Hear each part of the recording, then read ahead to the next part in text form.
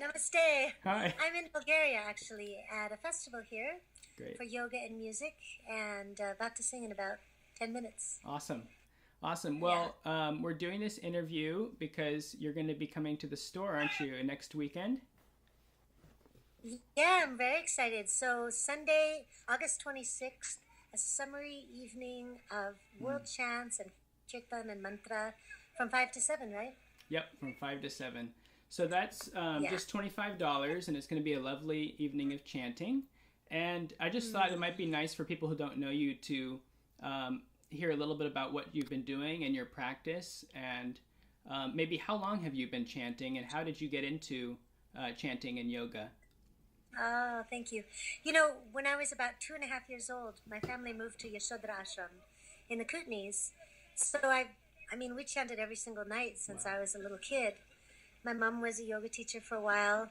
And then, life got wild. It wasn't that it stayed that way in my house the whole time, but the seeds of it stayed with me. And I've always loved chant and mantra ever since. I feel like literally, it might have saved my life in Wow. a few times. And it certainly helps me feel good and connect to my heart. And so that's why I love doing what I do, sharing chant and mantra and voices. Great. And how many You're hearing some Bulgarian voices there. how many languages do you chant in? I mean, you do more than just Sanskrit chanting, right? I do. I feel for the mantra, the Sanskrit is such a powerful vibrational language that literally the Sanskrit mantra are like tools. They're like windshield wipers or, things that can clear off the debris that help make us forget who we are, forget how loved we are, forget our source. So they wipe that away and help us remember our essential nature. But I love the chants and the songs from around the world. There was just a Bulgarian choir here that was beautiful, and I've been collecting songs from around the world my whole life. Wow. So I don't know, a couple of dozen languages I sing in, but I do not speak them all. I can Right. say things like eyes are like the, stars in Right. the sky in all languages. That's awesome.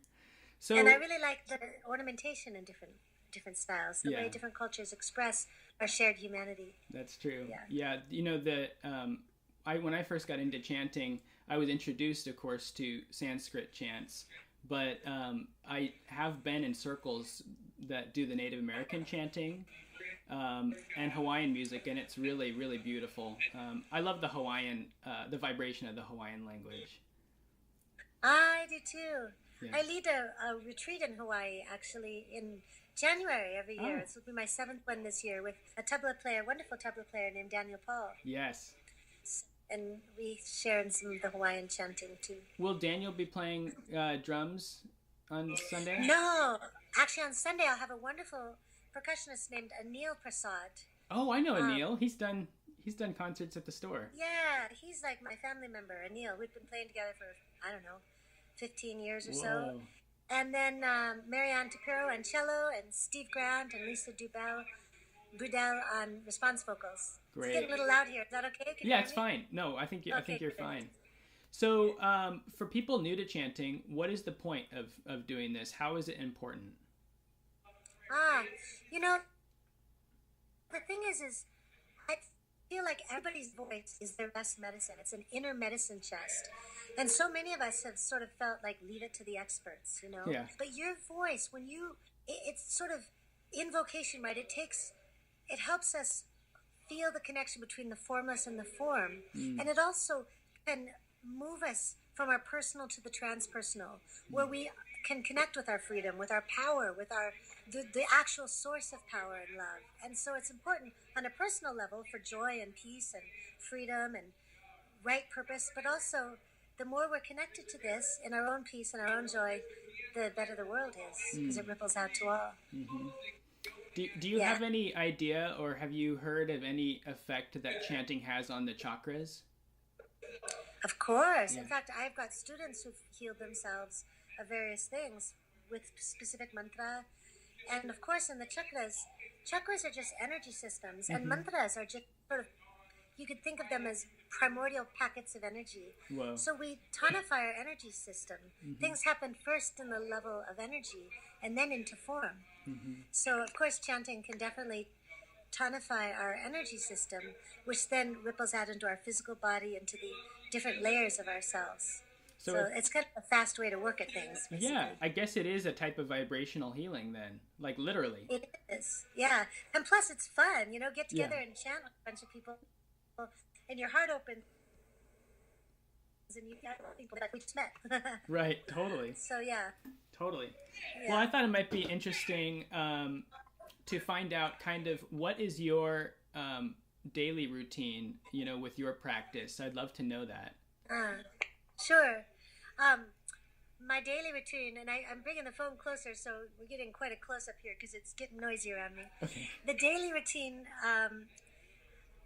first thing before I get out of bed, there's a certain mantra that I do, a little bit of chant, and I give thanks to God for this life, And I chant a few different things, and then the next thing I do is throughout the day I try to just drop in and remember that source of love and source of light.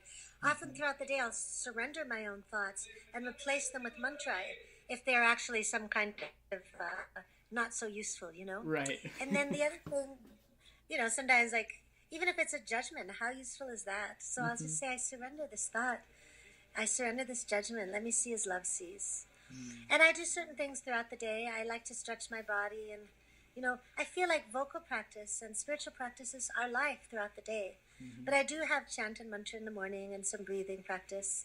And then in the evening before I go to bed, I do another chant and a practice of light and sound to kind of like energetic hygiene, to clear off, call my energy back and release anything that I need to release so that it just makes it easier to progress and remember who we are in this path, Beautiful. And I don't do it because we should to be more holy. I do it because I feel better.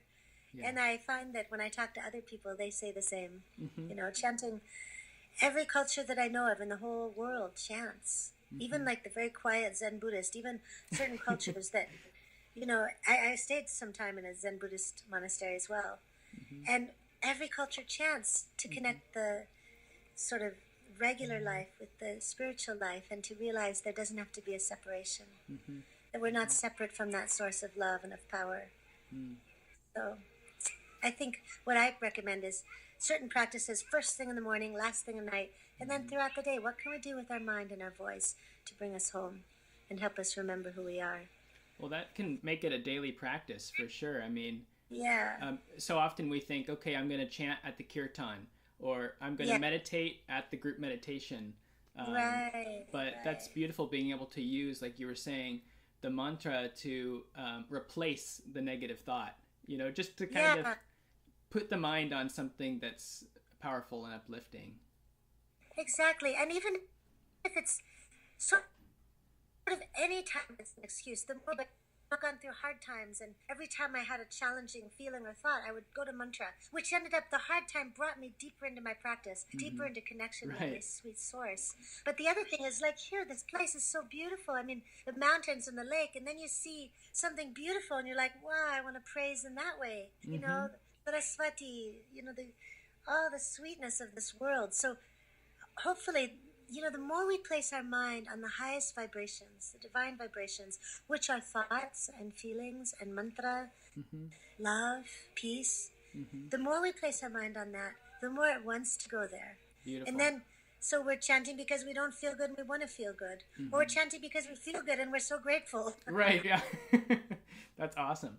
Well, to me, I can say personally, Yogananda, my guru, he said chanting is half the battle.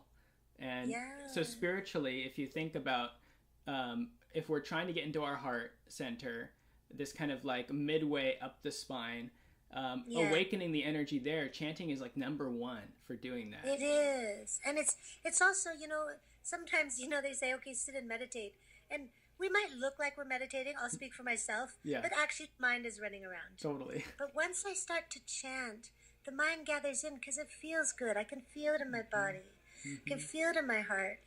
Our feelings, I will say, you'll get more in touch with your feelings. Totally. And that's okay. It's just Shakti. It's energy. So, it's a beautiful medicine. And the great thing is it's a delicious medicine that feels good and tastes good and connects us in the heart to each other. Right. So you don't have to be a monk or have a lot of practice. You just start where you are and literally exactly as you are in that moment. No pretending. You're singing to your source that knows everything and loves you infinitely. Beautiful. Well, for those who are coming or thinking about coming on Sunday, what would you, because they're going to come and they're going to sit down if they're new and they're going to see Gina blissing out and chanting, and people who have been chanting with you for, years. How does somebody who's new to it get into that vibration, get into the bhav? How do they relax? You know what? The cool thing is you don't really have to try. It's like if someone gets in the jacuzzi, how do I relax?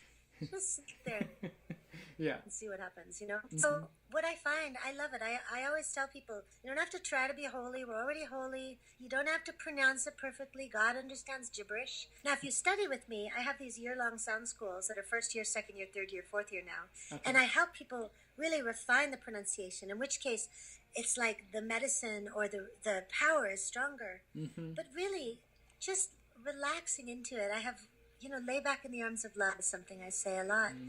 And then be where you're at. Just notice. I feel it's a lot like sitting in a hot tub, Mm-hmm. You sit there and suddenly you start to relax, and suddenly you're like, hey, I noticed a smile is coming, and hey, there's no dogma. You don't have to believe any particular thing. Mm-hmm. I think everyone connects in their own way. So even if we sing names from different traditions, different names of the divine, even if you don't call it the divine, it's okay. Mm-hmm. Mm-hmm. Just feel your heart open. Feel your mind rest. It works so hard. That's so true. Well, it's like, chanting, most people think of yoga, obviously, in the West as being hatha yoga. But if we look at the word yoga as being union, as being the opposite of separation, then chanting is definitely a powerful form of yoga. It is, And it's funny, it's like a cosmic joke because we're uniting what was never separated. But it's our consciousness, it's our mind that thinks it's separate. Mm-hmm. And then our body starts to feel separate, like I wish I could connect with some peace, Yeah. And so chanting just kind of washes that and says, oh, honey, you were sleeping. Mm-hmm. Take it easy. And it's not to say that like instantly, necessarily forever, you wake up. But there's a beautiful poem by Hafez. It says something like, every day a little burrow, it's a Daniel Ladinsky version of a Hafez poem. And it's something like, it's not perfectly said, but every day a little burrow labors under thoughts that worry only burrows. And once in a while someone comes by and scratches his head and offers him a little fruit. That's what love does. Well, I say that is what chanting does. And over time you realize, wow, I don't have to work so hard. Mm-hmm. I don't have to think that I'm so separate. I can relax in love. I can see through love. I don't have to police the world. As I stand in my power, I become rooted like a peace pole, or like that coconut tree in the hurricane. Mm-hmm. And somehow maybe people get some shade or some nourishment. All right, beautiful. You get clarity. Yeah. Thank you, Gina. Yeah.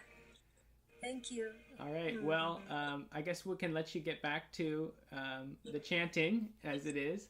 Thanks. And thank you so much for taking time with us, and we really look forward to seeing you on Sunday. Thank you, and thanks, Bhima. And just everybody, you're welcome. Come, 5 to 7. Check it out. Come as you are, participate as you like. You can also just rest there and listen. Mm-hmm. But I think you probably end up chanting. Yeah, it sounds like that. You don't have to have any experience. You don't have to think your voice is good. Also, if you want more information of that or retreats or who I am, I have a website, www.ginasalā, that's GINAS like Seattle, ALA.com. Mm-hmm. And you can email me there if you have any questions. Awesome. Okay, that's August 26th. So mark your calendars, everybody. And Gina, thank you so much. We'll see you soon. Thank you. Look forward to seeing you soon. Okay. Namaste. Namaste.